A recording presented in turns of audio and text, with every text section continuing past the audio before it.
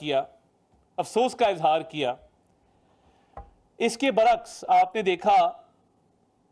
कि भारत कभी भी दहशतगर्दी के वाकयात की ना मजम्मत करता है, ना उस पर इजहार अफसोस करता है, ना तशवीश का इजहार करता है, क्योंकि एक वाज़ेह फ़र्क है। पाकिस्तान दहशतगर्दी का मुकाबला कर रहा है और भारत दहशतगर्दी को फ़रोग़ दे रहा है। ये दहशतगर्दी को फ़रोग़ देने वाले और दहशतगर्दी का मुकाबला करने वाले पूरी दुनिया के सामने इसका जो एक फ़र्क है वो बिल्कुल क्लैरिटी के साथ आ चुका है। पाकिस्तान ने ना सिर्फ कुर्बानियां दी हैं बल्कि कुर्बानियां देता जा रहा है दहशतगर्दों का मुकाबला करते हुए। दूसरी तरफ भारत जो है वो दहशतगर्दी को सपोर्ट करता है और आपने देखा कि वो फितनल हिंदुस्तान हो थ्रू BLA या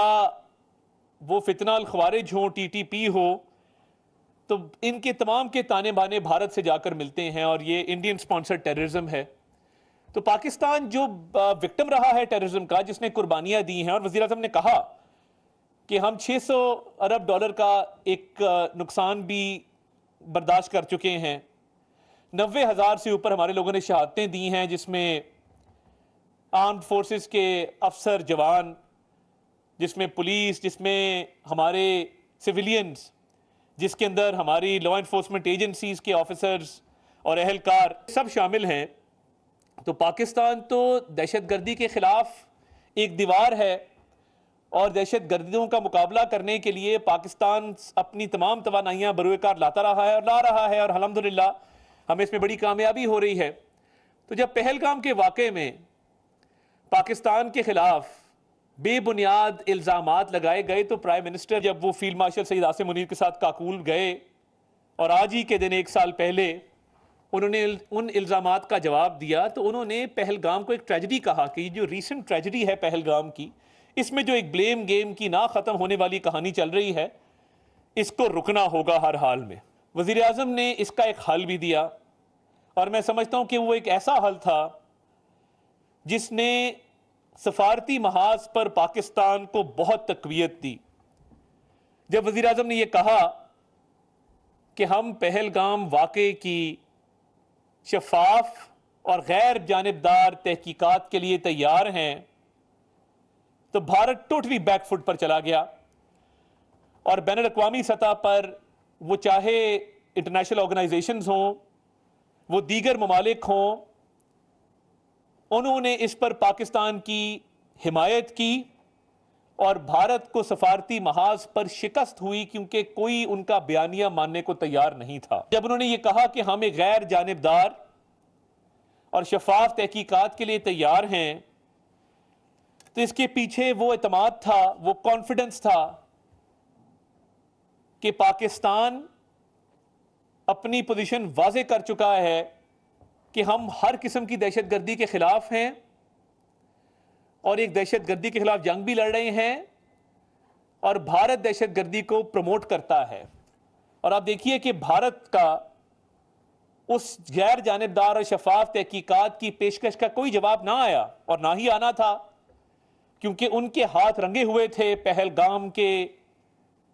जो विक्टिम्स थे उनके खून में।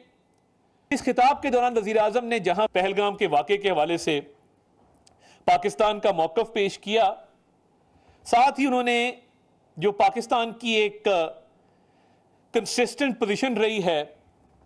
मुख्तलिफ मामलात को लेकर, उसको भी मज़ीद क्लैरिटी के साथ पूरी दुनिया के सामने रखा। आबी दहशतगर्दी जिसका भारत हमेशा सहारा लेता है और हमेशा पानी को एक हथियार के तौर पर इस्तेमाल करता है, वज़ीर आज़म ने उस इशू को भी एड्रेस किया और उन्होंने ये कहा कि पानी हमारी रेड लाइन है और हम भारत को हरगिज़ ये इजाज़त नहीं देंगे कि वो आबी दहशतगर्दी करे और पानी को बतौर हथियार इस्तेमाल करे और IWT इंडस वाटर्स ट्रीटी की खिलाफ वर्जी करे। और आपने देखा कि जो उसके कानूनी पहलू थे उसमें भी भारत को बहुत शर्मिंदगी का सामना करना पड़ा और वज़ीर आज़म ने वाज़े किया कि अगर पाकिस्तान का पानी रोका गया या उसमें किसी किस्म का रखना डाला गया या पाकिस्तान के पानी को किसी भी हवाले से कोई रुकावट डाली गई तो पाकिस्तान उसका भरपूर और फैसलाकुन जवाब देगा। ये तारीखी खिताब जो था काकूल का, मैं समझता हूं कि ये तारीख में एक अहम मकाम रखता है और आज इसको 1 साल हुआ है, तो पाकिस्तान को अल्हम्दुलिल्लाह वहां से आगे अल्लाह ताला ने रास्ते खोले और पाकिस्तान की इज्जत में, पाकिस्तान के वकार में बहुत इजाफा हुआ।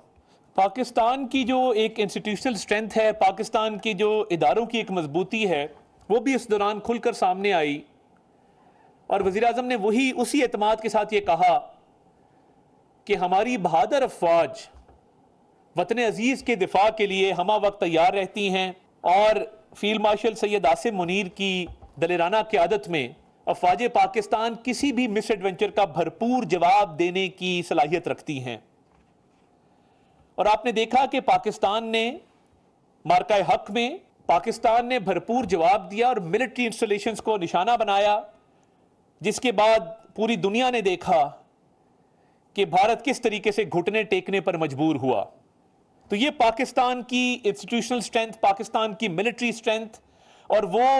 एक अज़म है, एक रिजॉल्व और डिटर्मिनेशन है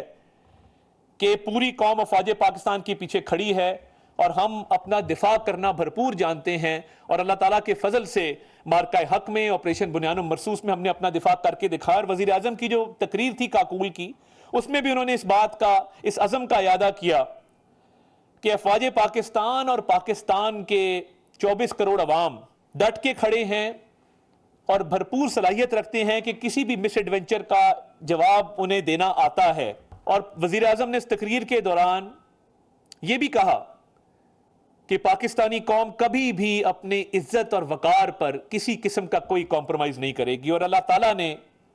उन अल्फाज की लाज रखी और पाकिस्तान की इज्जत और वकार में कई गुना इजाफा हुआ। तो जो एक तरफ भारत की नैरेटिव ड्रिवन ब्लेम गेम थी और दूसरी तरफ पाकिस्तान का सच पर मबनी हमेशा से चले आने वाला स्टांस था कि जहां दहशतगर्दी का तो हम मुकाबला कर ही रहे हैं, हम दहशतगर्दों के हवाले से एक वाज़े पॉलिसी रखते हैं, वहीं पर भारत ने कभी दहशतगर्दी के हवाले से कोई वाज़े अपनी पोजीशन नहीं ली। पाकिस्तान के हाथ में सच्चाई का अलम था और सच्चाई हमेशा जीत कर रहती है। The truth always prevails. तो आपने देखा